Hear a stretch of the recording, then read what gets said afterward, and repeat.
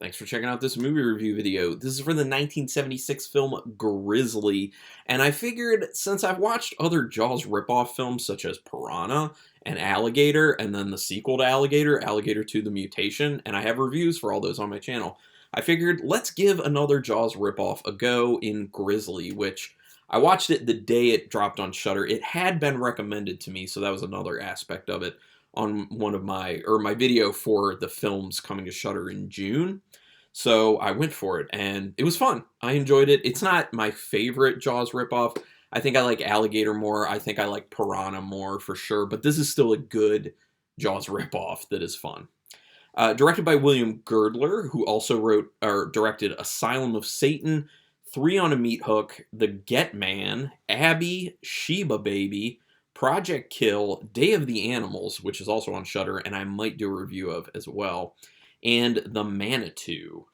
Written by Harvey Flaxman, who also wrote scripts for Intimacy, Interplay, Preacher Man Meets Witter Woman, The Night They Robbed Big Bertha's. That one sounds interesting. I might need to seek that one out. And also David Sheldon, who was involved in doing a revision of the script for Foxy Brown, Lovely But Deadly, Lady Samurai, and Grizzly 2: Revenge. Yes, there was a second Grizzly film, but it didn't come until 2021 for its release. And the reasoning behind that being it was actually primarily shot in the 80s, but they never finished it. So it ended up getting it finally finished in 2020 and then was released in 2021. So you can get Grizzly 2: Revenge. Now, if you've seen this film, drop a comment to me. Should I watch and review Grizzly 2? Is it worth it? I don't know if it would be or not. A Jaws ripoff that was the most successful independent film of 1976. It made over $30 million worldwide.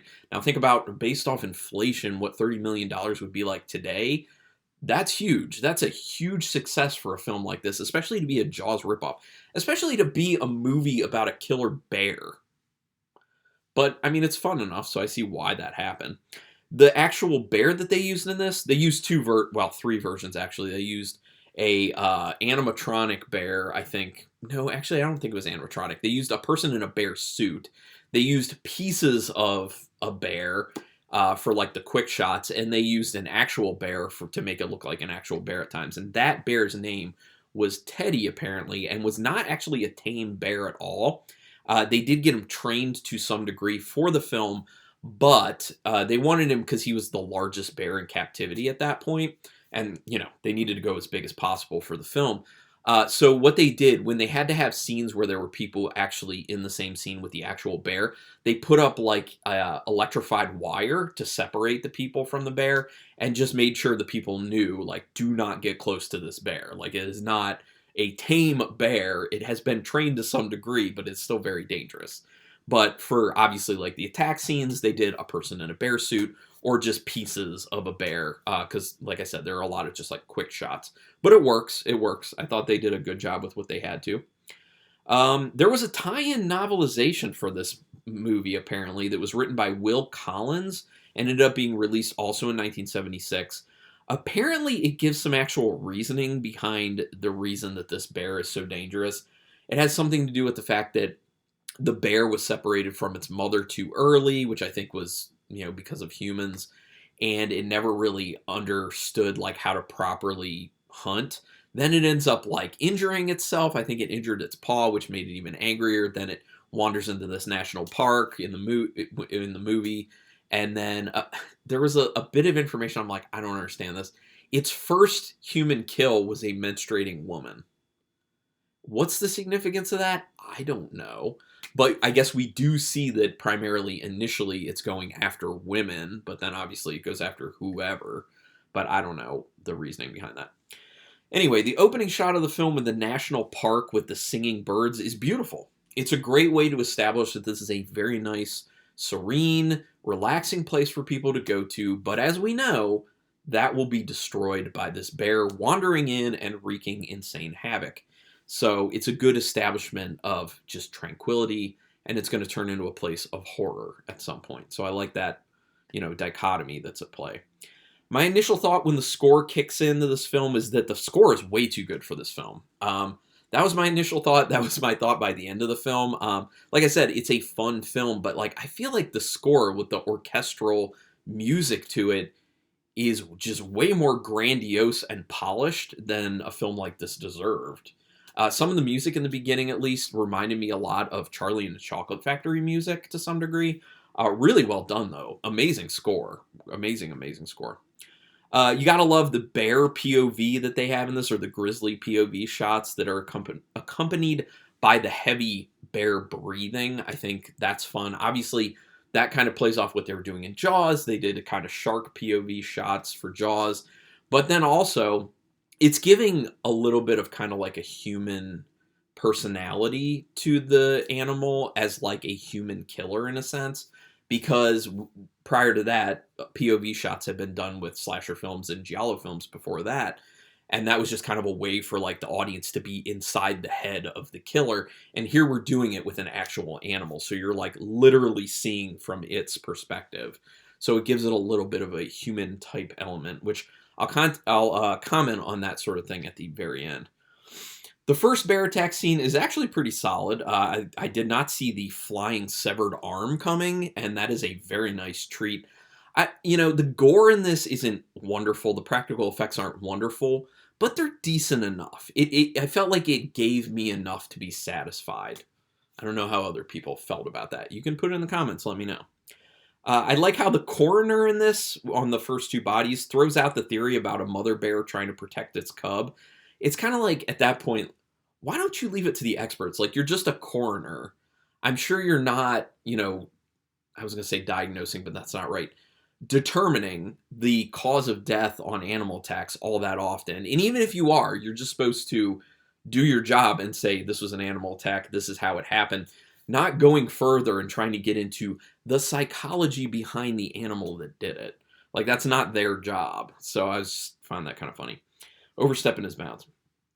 Kelly says that he's sure they've tagged every bear in the park, so he doesn't know who the attacking bear would be. I do think that's a bit of a ridiculous claim to be made.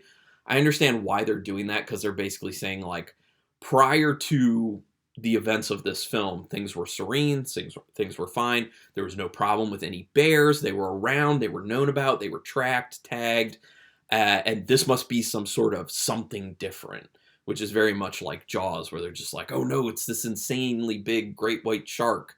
But how is there a great white shark here? Well, how is it so big? That type of thing.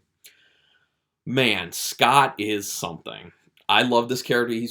I really like the character of Kelly, and Stober was decent-ish. Some issues with Stober, but Kelly was a good character, but Scott, I think, was my favorite character. I love how he was like, literally when you meet him, he's covered in a deer hide, and he says he's been living with a family of deer. Ridiculous, over the top, shows you he's a quirky character, which is why I like him in this. But it's supposed to kind of convey to you, like, how you can trust him. Like, as an audience member, you should fully trust whatever he says when it comes to nature, because he's obviously very close to it. He's so close to it, he lives amongst it. He's even draping himself in the pelt of deer at that point. The waterfall bear attack looks pretty funny. It literally looks like the woman was just getting hugged by bear arms. By a person in a bear suit with bear arms. Just like hugs her and grabs her. And then all of a sudden they cut to the water, and then you see some blood kind of mix in, which, I'm going to be honest, they didn't even mix in enough blood, in my opinion. You didn't get enough red. It just turned to like a kind of little bit brownish. Could have just been dirt being kicked up. I love the conversation between Kelly, Scott, and Stober about the proposed origin of the Grizzly. And it's actually a combination of what I liked about it. Was the dialogue was really well written, not just for that scene, but in general, I think really good dialogue written for this film. Decent story written, and the acting too. I thought the acting of those three individuals was really good, especially their chemistry with one another. So like you could just see that like these three dudes would pal around and be buddies and be able to, just, talk about whatever. But in this instance, it ends up being a killer grizzly. Man, Kittredge is a real unlikable guy. He's one of those people who complains about needing to solve a problem, but he will never, ever, ever bring a solution to the table. He literally just gets fired up, angry, yells at Kelly the entire time, and never has any idea of how to actually handle things. The only thing he actually takes action on is bringing the press in, which does not help at all. It actually just makes things worse, obviously. So he's definitely that kind of like villain character, because in these films you always have to have that human villain. It can't just be the animal that's a villain. And the human villain always makes things worse. I like how the hunter being chased by the grizzly takes the time to slide down the small tree trunk when he actually could have just stepped off that rock. Literally, he's running up this rock and like jumps and like slides down like it's like a fireman's pole. But then you see to the sides, like it was just this one big rock and he could have just run to the sides and just stepped down. So it's just, you know, I know it's for like dramatics of the scene for the most part, but it's just kind of funny that you see that and you're like, just, you know, run to the side, maybe save you time. And I do like that he then like jumps in the river and floats down. That's kind of funny. Once Kelly stands up to Kittredge, finally, you know the film is going to start to get even better, because that's when Kelly really starts taking things into his own hands. Not only that, but he continues to fight against Kittredge, which are some of the most fun human scenes, in my opinion, are him just kind of being like, I'm not going to take it anymore. I know I'm in the right. I'm going to do what needs to get done here, and you just need to... I mean, obviously it doesn't pan out all that well for him because he ends up getting dismissed from his job. But yeah, he does what he's got to do. That type of hero character. When Scott introduces his tranquilizer bullet, you get the idea that that's probably not going to work, much like Stover said. Yeah, they did not end up using that because obviously in the end they use what? A rocket launcher, basically? Which I'll comment on that a little bit later. Fun, but, you know, weird. The scene of the Grizzly taking down the watchtower is cool because it's the first time you're actually seeing the entire real bear. Up until then, they were actually showing like only from like neck down shots of the real bear standing up. I guess it wasn't looking menacing enough in those shots, so that's why they cropped it like that. But yeah, like this is your first time seeing the bear being menacing, and you're like, oh, that's a real bear. They actually got him to kind of like push against the woods, so it seemed convincing.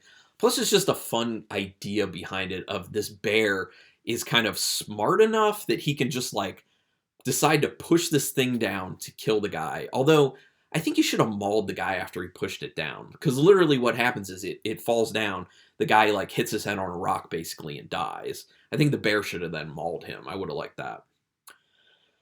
The second big confrontation between Kelly and Kittredge is even better than the first one because Kelly actually pushes Kittredge before he ends up getting dismissed from his job. That's that next step of defiance that it's just satisfying for the audience members to see and be like, yeah, that's right. You don't take that crap from Kittredge. This guy's a do-nothing idiot.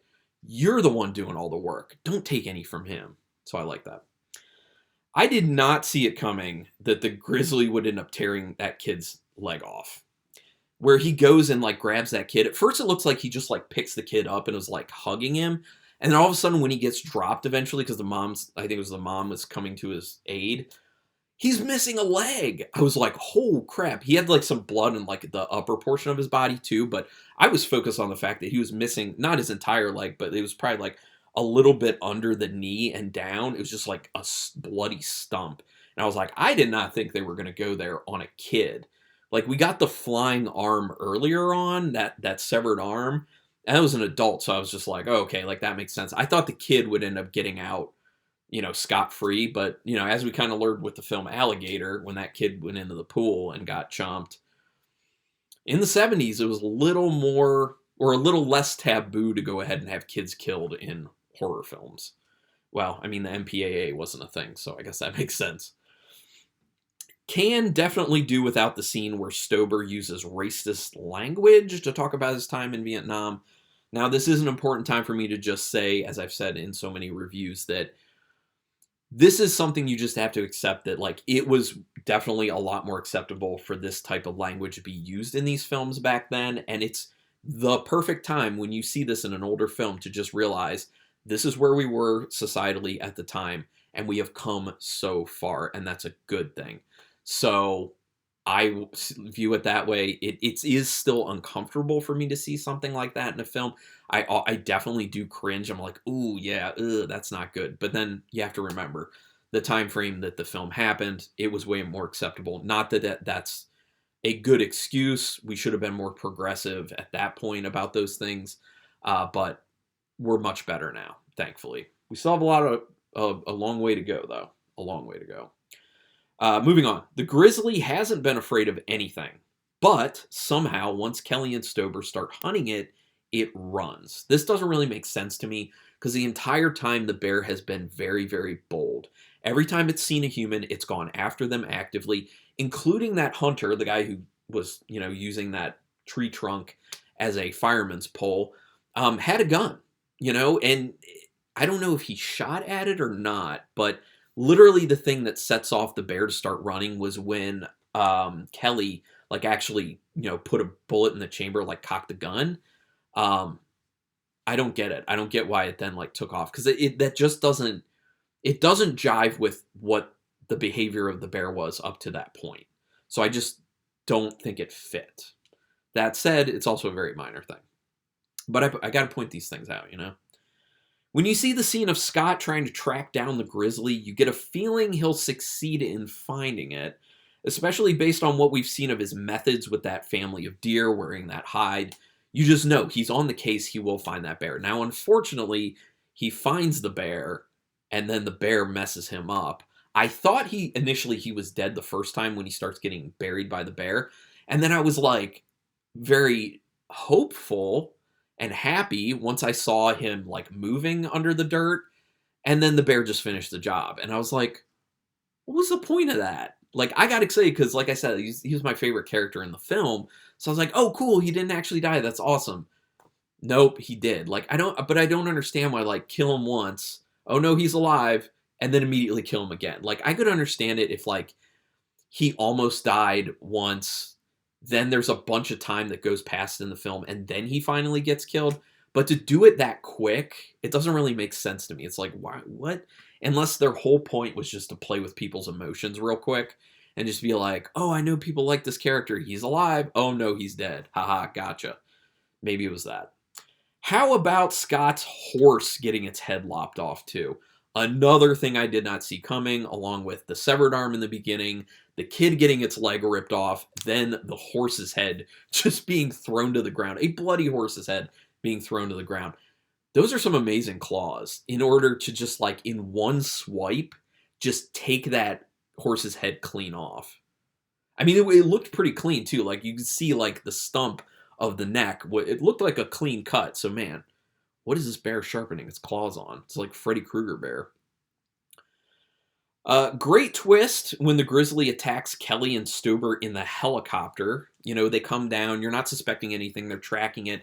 Bring down the copter, as Stober called it before. They bring it down, and you're like, okay, they're going to get out. They're going to suit up, go after this. And then all of a sudden, stuff is jiggling, and the bear's right there, and he's just messing with this helicopter. So the bear brings the fight to them. And at that point, I was just like, okay, this is the ending that we should be getting from this film, for sure. And it's a fun ending. It's a good ending. I did enjoy it quite a bit. Although the bear explosion is something. It's ridiculous, so it plays really good as a so bad it's good type of film moment. So I like it for that reason. I laughed at it because he shoots this rocket launcher, and it's not just it blows up part of the bear. It's just there's no bear anymore. It's just this gigantic explosion, and there's just no remnants of the bear to be found anywhere. It's just gone. So I was just like, that's pretty ridiculous, but funny. It adds some charm to the film. The Grizzly cost Kelly a lot. That grizzly bear cost Kelly so much. Cost him his friend Scott, cost him his friend Stober, and it cost him his job. And in the end, there's no real resolution except the fact that, oh, okay, he got the bear. We don't find out, is he going to get his job back? We don't find out about his woman, which, I assume he still has this woman that he's kind of with, is what it seemed like, but I didn't really understand that. That wasn't a really important plot point at all. I guess they were just kind of throwing that in there to be like, look, he has someone who cares about him, so maybe that kind of ups the stakes a little bit when he's in danger because you know someone would miss him. But the chemistry between them was there, and Joe McCall was the person who played his love interest in this, Christopher George's love interest in this. And they had good chemistry. Like, I liked their scenes together, but it just didn't matter to the story, really. And they weren't together enough within the film, honestly. I think maybe they needed to have a few more scenes and then also kind of tie it in the very end where, you know, he comes home to her or something and it just kind of like says, oh my gosh, it was such a tough time. This bear took everything from me. And she's like, but you still have me, you know, something like that would have made a lot more sense. So it just seemed weird that their relationship didn't mean much. Now, the last thing I have to comment on with this film brings up an important aspect of our relationship with animals and how we think that we can always control them. We can't. They're wild, and they also do not have human characteristics. That's another thing. When I was doing my thesis in graduate school, I was focusing on the film Dersu Uzala by Akira Kurosawa. Did a lot of I did geography, so I did a lot of research into the relationship between humans and nature. And in that research, I read a lot about how it's very actually unhealthy that a lot of programming, movies, National Geographic specials, stuff like that, like seeks to give human characteristics and human personalities to animals, because it then creates this expectation that we can understand animals and that somehow we can live with them and control them or treat them as pets, or if you see them in the wild, they'll actually, you know, be nice to you, something like that. But when it comes down to it, like it, you know, highlights in this film, they are wild animals. We cannot truly control them. Yes, there may be instances where you can kind of train them, kind of tame them, but there are also going to be those moments where they totally break from that because they're wild. They're wild at heart. And, you know, for us as a race to feel like we can control animals, very arrogant, very stupid, in my opinion, and it will backfire. So I think this movie does a good job of kind of, you know, pointing that out. Fun movie. Not a great movie or anything, but I enjoyed it. So out of 5 stars with half stars in play, I'm going to give it a real solid 3-star rating. I was between 3 and 3.5, but I think 3 seems accurate to me. But would love to know your opinions on Grizzly. Go ahead and put it in the comments. Also, what should I do about Day of the Animals? Is it worth it? Do you think I'd really like it? If I enjoyed Grizzly at a 3-star, how would I feel about Day of the Animals? Put a comment down. Also, do me a favor, hit subscribe to my channel if you haven't already. I would appreciate that greatly. It is the best way for you to pay me back if you like this video or any video I've ever done. Also, hit the notification bell button because then you know when I'm putting up new videos, which I'm doing 4 a week, which I think is a good amount. But yeah, regardless, thank you so much for taking your time to watch this particular video. And until next time, keep it brutal.